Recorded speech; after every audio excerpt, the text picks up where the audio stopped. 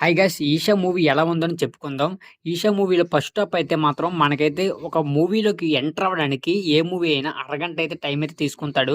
లేదా పావుగంట టైం తీసుకుంటాడు. కానీ ఈ మూవీలోకెళ్ళడానికైతే మాత్రం గంట టైం అయితే మాత్రం తీసుకున్నాడనమాట.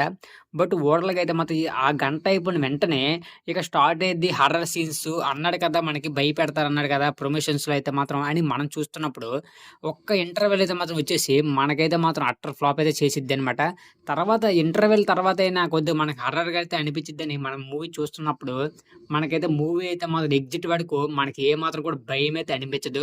బట్ నాకైతే మాత్రం చిన్న సినిమాలు కూడా భయమైతే వేస్తాయి కానీ, పర్టిక్యులర్‌గా ఈ మూవీ చూసినప్పుడు నాకైతే హర్రర్‌గా అయితే మాత్రం ఏ ఒక్క సీన్ కూడా అనిపించలేదు.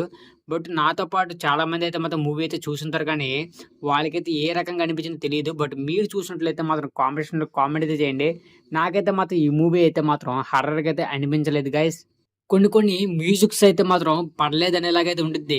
బట్ బీజీఎం అయితే మాత్రం అంతకైతే సెట్ అవ్వలేదు గైస్ దీనికైతే మాత్రం. బట్ 'రాజు వెడ్స్ రాంబాయి' మూవీలో ఉన్నటువంటి హీరో అయితే మాత్రం ఈ మూవీలో డైలాగ్స్ అయితే మాత్రం ఏదో ఒప్పజెప్పుతున్నటువంటి విధంగా అయితే మాత్రం చెప్పడం అయితే చేస్తాడు. హీరోయిన్ కూడా పర్లేదు యాక్టింగ్ అయితే మాత్రం. బట్ ఓవరాల్‌గా అయితే మూవీ అయితే మాత్రం ఓకేలాగైతే ఉంది గైస్. ఈ మూవీకి అయితే ప్రమోషన్స్‌లో అయితే మాత్రం డిస్ట్రిబ్యూటర్స్ వేరే లెవెల్‌లో అయితే మాత్రం ప్రమోట్ చేయడం అయితే జరిగింది. బట్ మూవీ అయితే మాత్రం అంతగా అయితే మాత్రం అనిపించలేదు. మీరు చూసినట్లయితే మాత్రం కామెంట్ చేయండి. మీరు భయపడ్డారా లేదా అనేది. ఇక చూడకపోతే మాత్రం వన్ టైమ్ అయితే వాచ్ అయితే చేయండి గైస్. నెక్స్ట్ ఇంకో వీడియోతో కలుద్దాం. అంతవరకు బాయ్.